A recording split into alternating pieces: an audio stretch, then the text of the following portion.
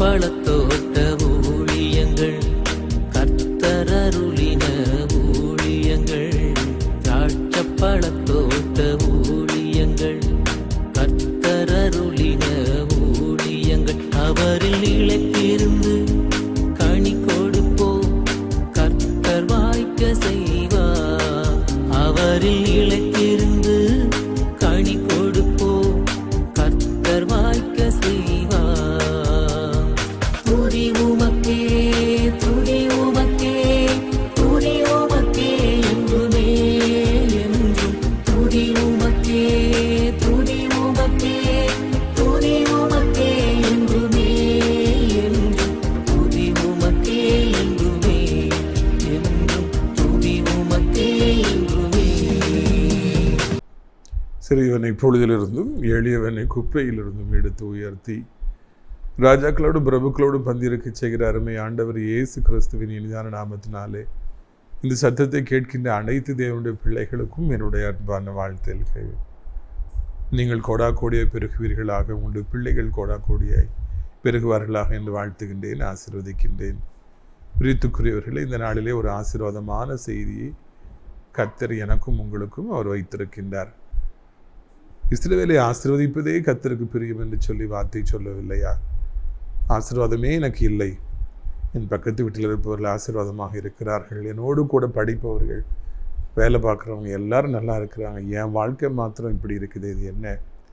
இந்த ஆண்டவரை இத்தனை வருடமாய் தேடுகிறேனே, நான் ஆசீர்வதிக்கப்படாமலே இருக்கிறேனே என்னெல்லாம் நீங்கள் அங்கலாய்த்து கொண்டிருக்கலாம், வருத்தப்பட்டு கொண்டிருக்கலாம், கவலைப்பட்டு கொண்டிருக்கலாம். உங்களுடைய கவலையை நன்கு உணர்ந்த நம்முடைய ஆண்டவர் இந்த நாளிலே உங்களுக்கென்று சொல்லி ஒரு ஆசீர்வாதமான செய்தியை அவர் வைத்திருக்கின்றார். இந்த செய்தியை கேட்கிற இந்த நாளிலிருந்து உங்களுடைய வாழ்வில் எல்லாம் உங்களுக்கு ஆசீர்வாதமாக இருக்கும், நன்மையாக இருக்கும். எனவே நீங்கள் எதை குறித்தும் கலங்க வேண்டாம்.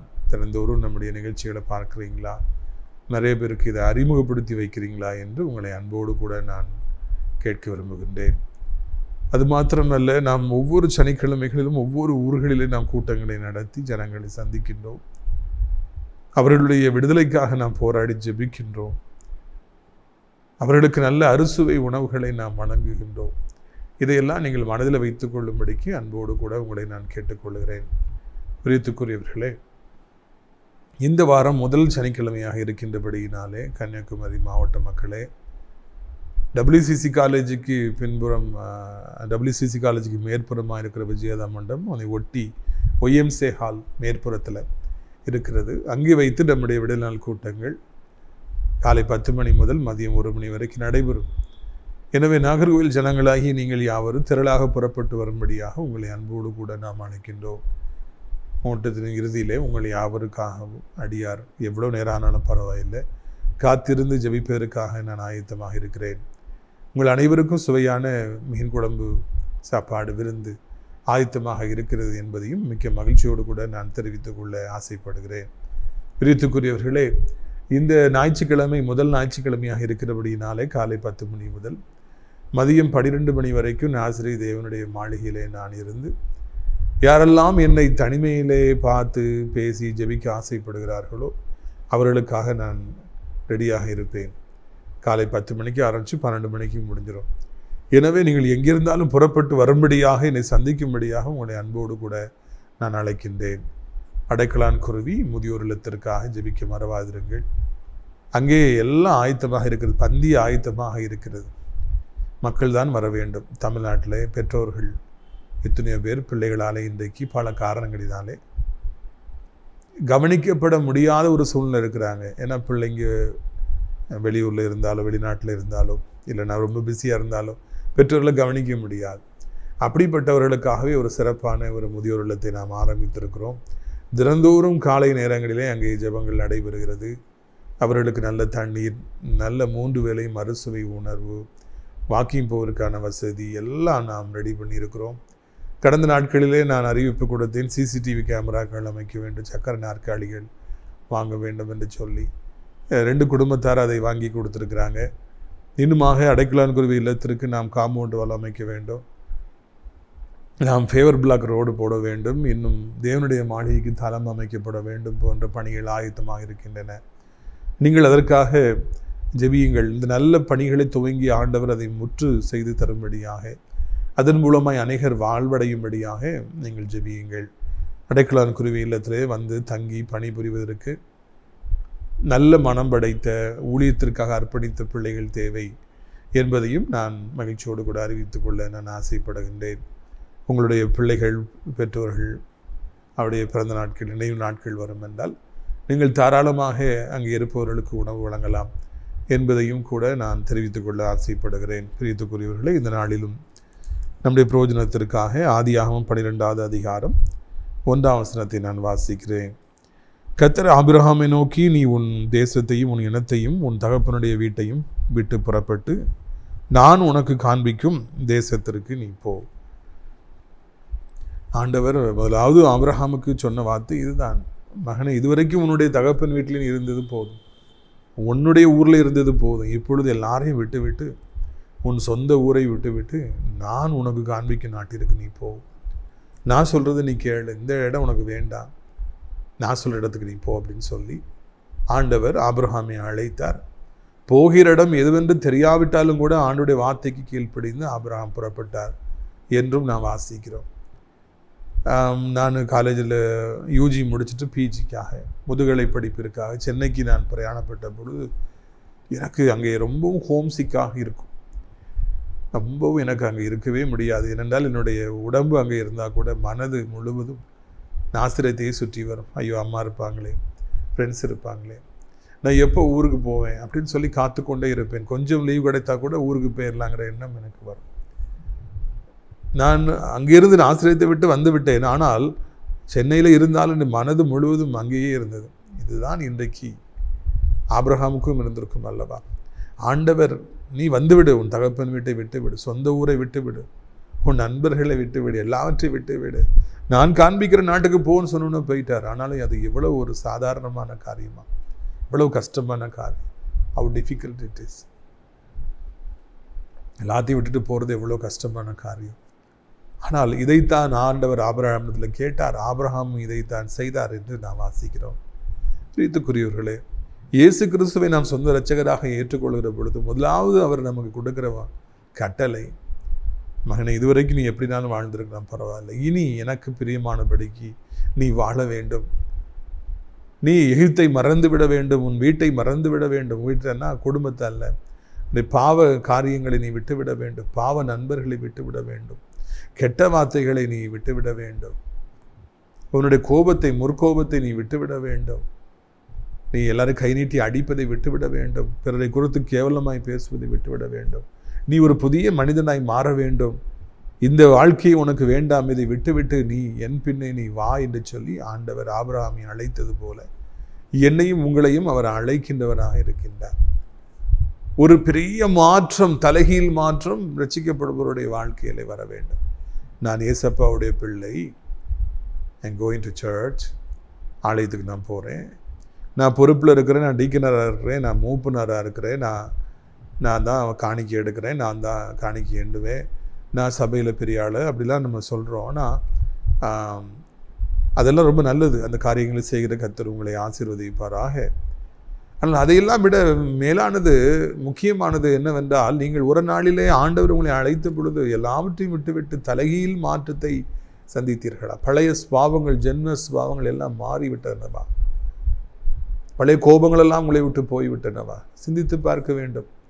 ஒரு விசை நான் ஒரு ஆலய பிரதிஷ்டை கன்வென்ஷனுக்காக பேசும்படியாக ஒரு ஊர்லேருந்து வந்து என்னை அழைத்தார்கள்.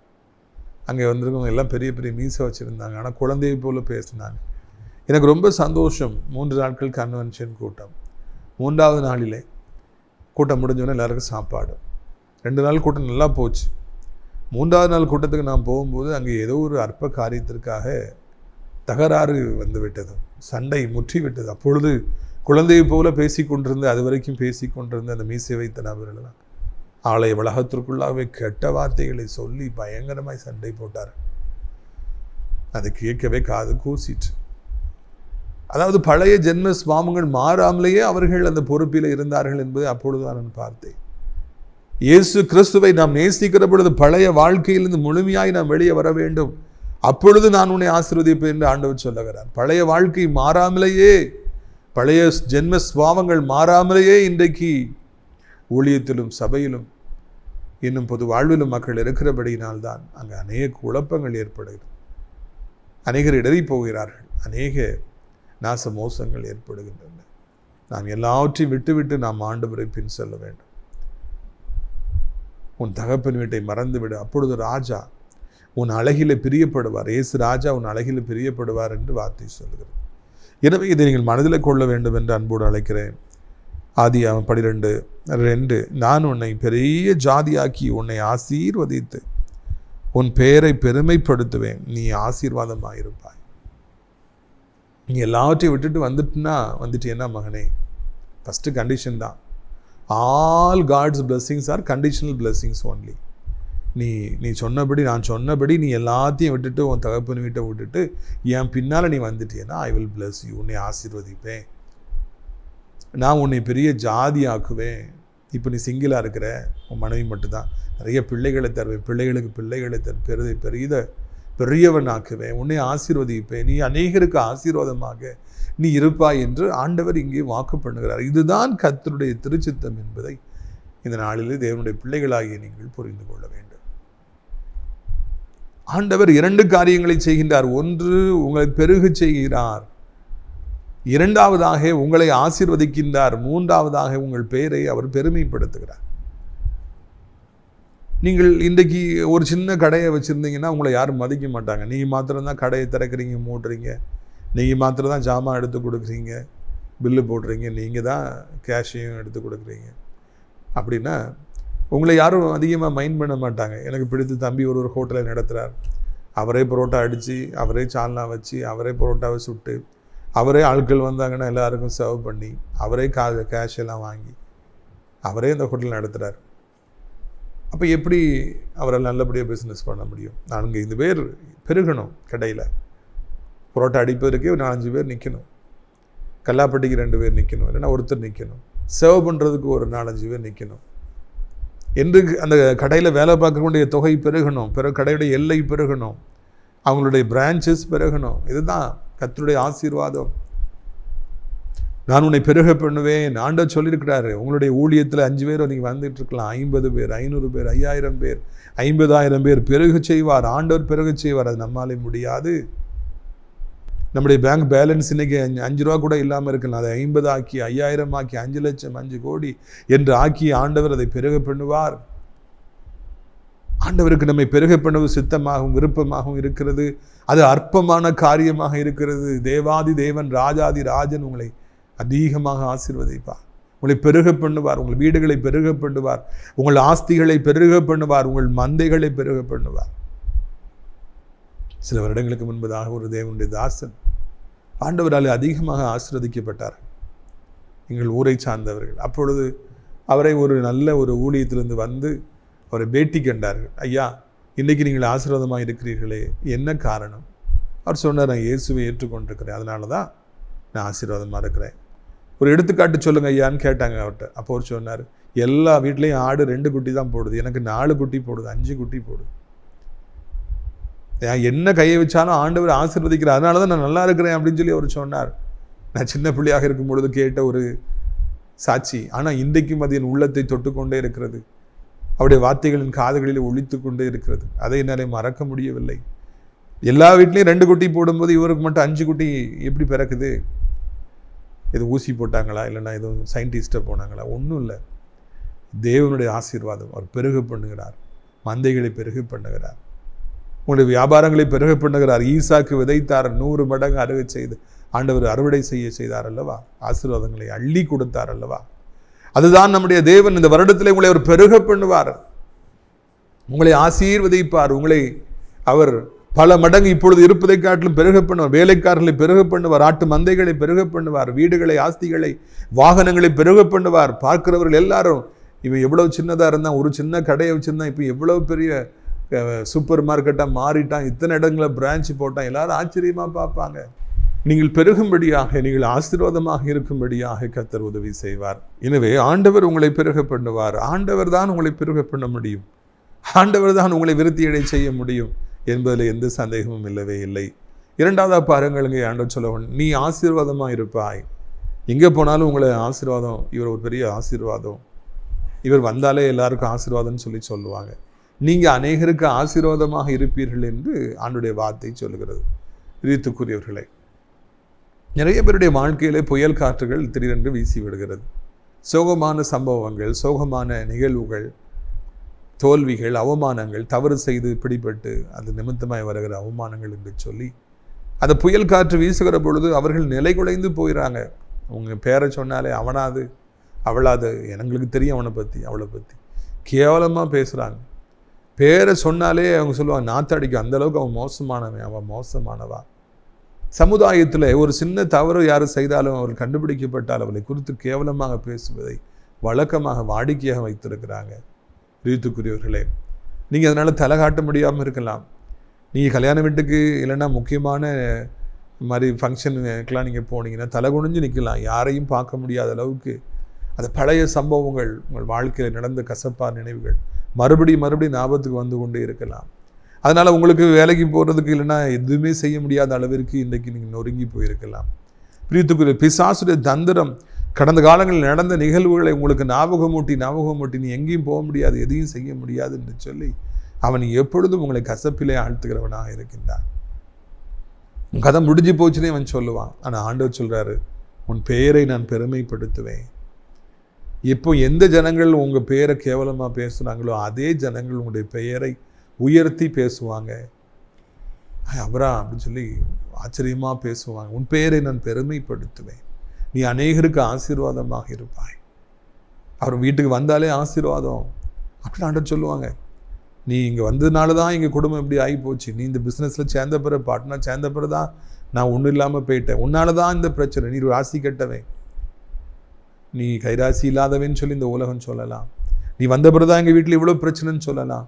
ஆனால் அதே ஜனங்கள் நீ ஒரு பெரிய ஆசீர்வாதமான மகன், ஆசீர்வாதமான மகள், நீ வந்த பிறகு தான் எங்கள் குடும்பம் நல்லா இருக்குன்னு சொல்லி சொல்லுவாங்க. பிஸ்னஸ் நீ வந்த பிறகு தான் வளர்ந்துருக்குன்னு சொல்லுவாங்க. நீ ஒரு யோசேப்பு என்று சொல்லுவாங்க, நீ ஒரு ஆபிரகாம் என்று சொல்லி சொல்லுவாங்க. அந்த அளவிற்கு ஆண்டவர் உங்களை ஆசீர்வாதமாய் மாற்றுவார். உங்கள் பெயரை ஆண்டவர் ஆசீர்வாதமாய் மாற்றுவார். பிரியத்துக்குரியவர்களே, இதுதான் ஆண்டவருடைய திருச்சித்தமாக இருக்கிறது என்பதை உங்களுக்கு நான் நினைவூட்டும்படியாக விரும்புகிறேன். ஆண்டவருடைய வேலை வருகிற பொழுது ஆண்டவர் உங்கள் பெயரை ஆசீர்வாதமாய் மாற்றுகிறார். எங்கே நீங்கள் போனாலும் உங்கள் பெயரை சொன்ன உடனே பாதைகளெல்லாம் திறக்கப்படும், ஜனங்களெல்லாம் விழுந்து பணிந்து குனிந்து கொள்வார்கள். எங்கே நீங்கள் போனால் உங்கள் பேருக்குன்னு சொல்லி ஒரு மரியாதை ஆண்டவர் வைத்திருப்பார். இது தேவனாலே உண்டாகின்ற காரியம். உன் பெயரை நான் பெருமைப்படுத்துவேன், உன் பெயரை நான் பெருமைப்படுத்துவேன். தேவாதி தேவன் ராஜாதி ராஜா சொல்லுகிறார், மகனே என் மகளே உன் பெயரை நான் பெருமைப்படுத்துவேன். உன் குடும்பத்தில், தெருவிலே, ஊரிலே, உன்னுடைய சமுதாய வாழ்விலே, உன்னுடைய ஊழியத்தின் பாதையில் உன் பெயரை நான் பெருமைப்படுத்துவேன். நீ ஆசீர்வாதமாயிருப்பாய். தேவன் உங்களை ஆசீர்வாதமாய் மாற்றுவார்.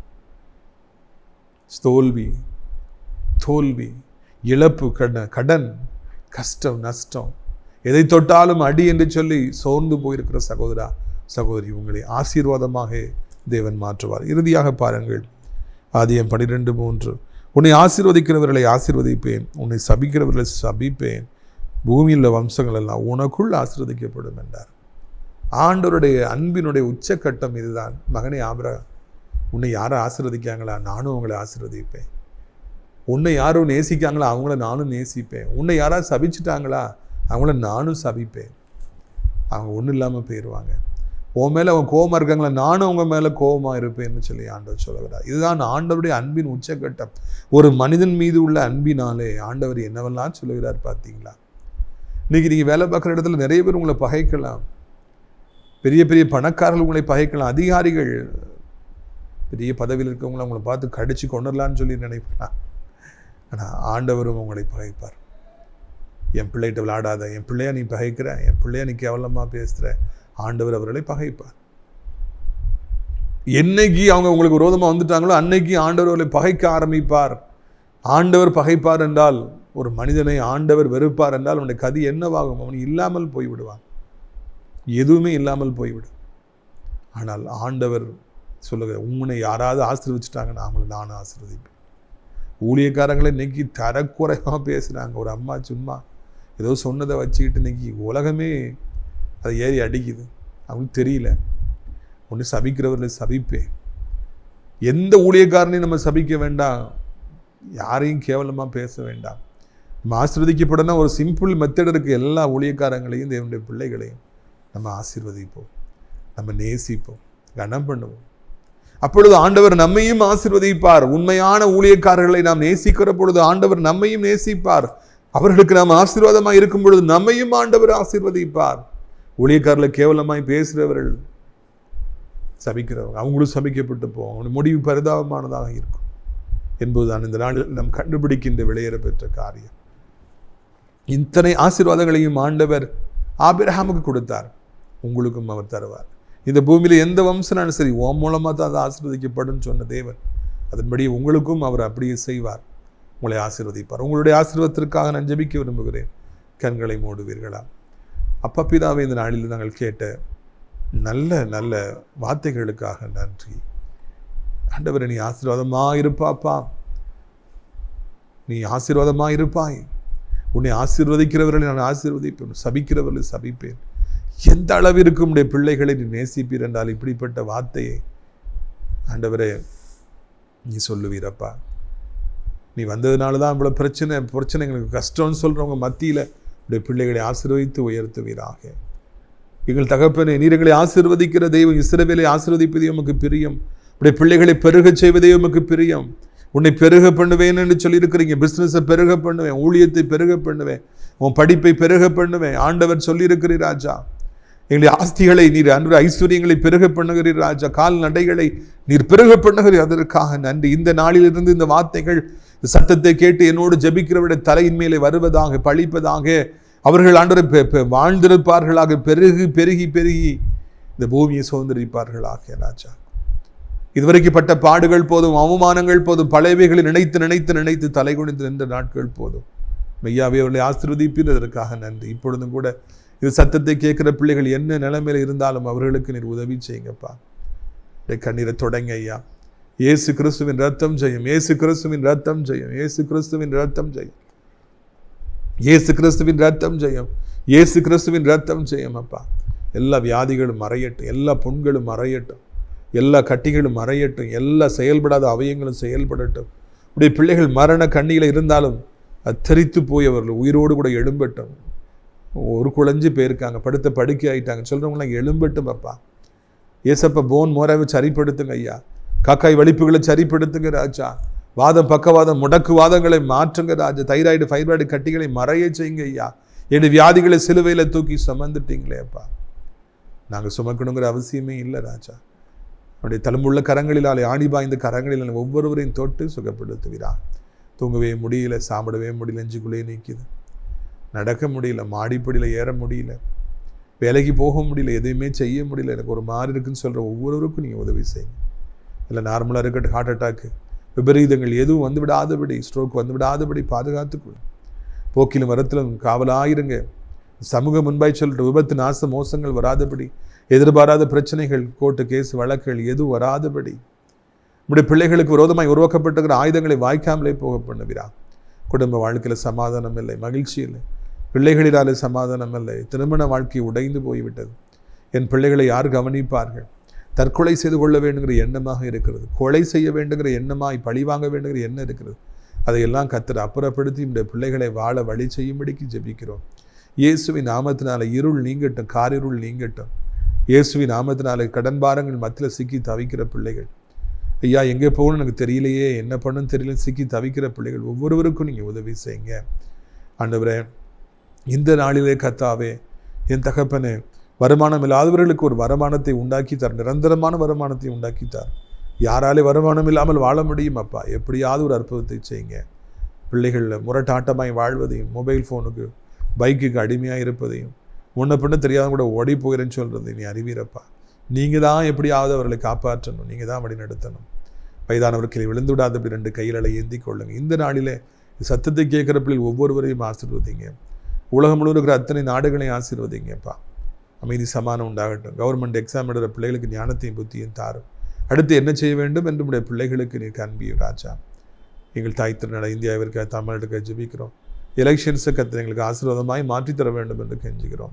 அனைத்து மதத்தவர்களையும் ஆசீர்வதியும். ஆண்டவரே, அனைத்து தேவனுடைய பிள்ளைகள், ஆலயங்கள், திருச்சபைகள், ஊழியக்காரர்கள், சர்ச்சஸ், ஆண்டவரே, விசுவாசிகள் எல்லாரையும் ஆசீர்வதிங்க. தேவனுடைய ஆசிரியத்து திராட்சைப்பழ தோட்ட ஊழியங்களை நேசிக்கிற, அடைக்கலான் குருவி இல்லத்துக்காய் ஜெபிக்கிற, அறிமுகப்படுத்துகிற, ஜெபத்தினாலே காணிக்கையால் தாங்கிற ஒவ்வொரு நல்ல உள்ளங்களை ஆசீர்வதி. அங்கே தங்குவதற்கு அநேகர் அழைத்து கொண்டு வாரும். வேலை செய்வதற்கு அநேகர் அழைத்து கொண்டு வாரும். காம்பவுண்ட் வால் தகப்பனே, ஃபேவர் பிளாக் ரோடு தளம் அமைக்க உதவி செய்யுங்க. ஏசியின் மூலம் ஜெபிக்கிறோம் பிதாவே, ஆமென். என் ஆத்துமாவை கர்த்தரை சோத்திரி, இருமுள்ள உள்ளமையுடைய பரிசுத்த நாமத்தை சோத்திரி. என் ஆத்துமாவை கர்த்தரை சோத்திரி, செய்த சகல உபகாரங்களையும் ஒருபொழுதும் மறவாதே, ஆமென். நம்முடைய கர்த்தராகிய இயேசு கிறிஸ்துவின் கிருபை, பிதாவாகிய தேவனுடைய அன்பு, பரிசுத்த ஆவியுடைய அந்யோன்ய ஐக்கியம், உலகாத பிரசன்னம் உங்கள் அனைவருடைய நெஞ்சுக்கு சதா காலங்களிலும் நிலைத்திருப்பதா. Hallelujah, hallelujah. God bless you. ஆமென்.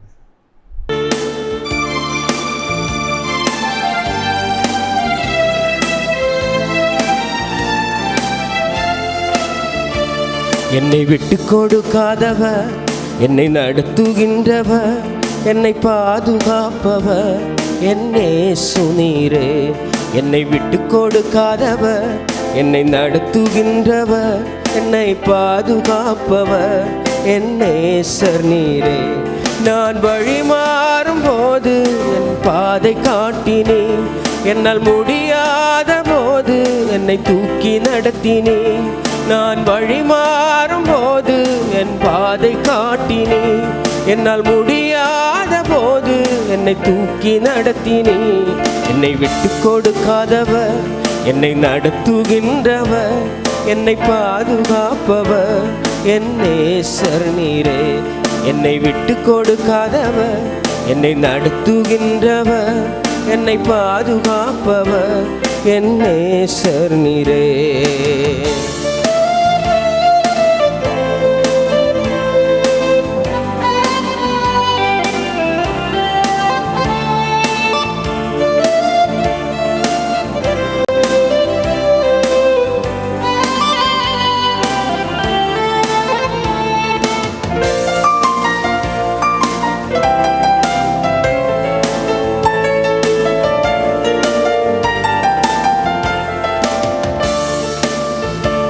நான் தலை குனிந்த போது என்னோடு கூட வந்தி, நான் குனிந்த இடத்திலே எந்த தலையை உயர்த்தினி.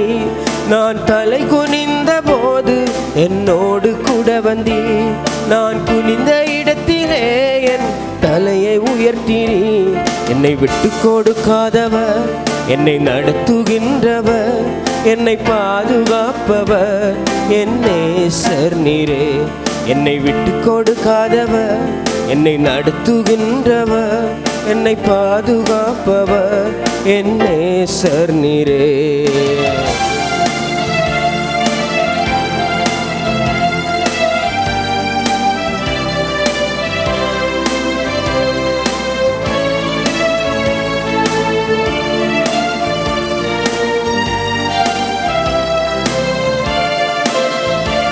நான் பாவம் செய்த போது என்னை உணர்த்தி நடத்தினே, உம்மை நோகடித்த போது உம் கிருபையால் மன்னித்தீ.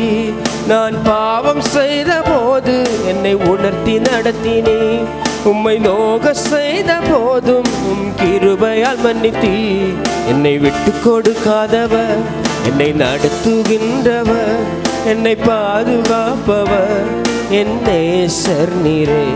என்னை விட்டு கொடுக்காதவர், என்னை நடத்துகின்றவர், என்னை பாதுகாப்பவர் என் நேசர் நீரே.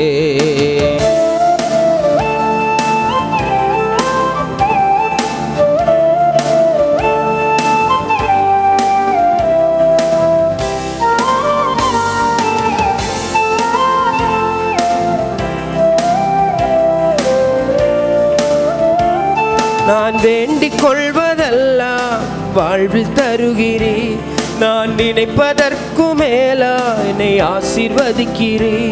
நான் வேண்டிக் கொள்வதெல்லாம் என் வாழ்வில் தருகிறீ, நான் நினைப்பதற்கு மேலா என்னை ஆசீர்வதிக்கிறீ.